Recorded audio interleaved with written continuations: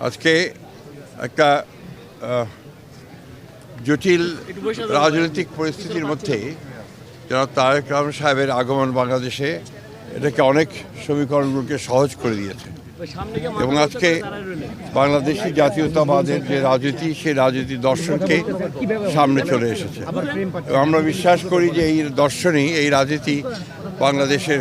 জনগণের মুক্তির জন্য সবচেয়ে উপযুক্ত দর্শন এবং জনাব তারেক রহমান সাহেবের যে জনপ্রিয়তা এখন তুঙ্গে উঠেছে আমরা বিশ্বাস করি যে এই জনপ্রিয়তার মধ্য দিয়ে এবং তার যে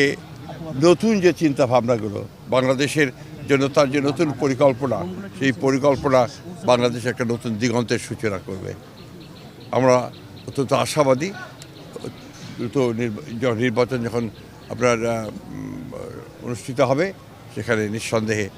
জনাব তারেক রহমান সাহেব সবচেয়ে বেশি সফল লাভ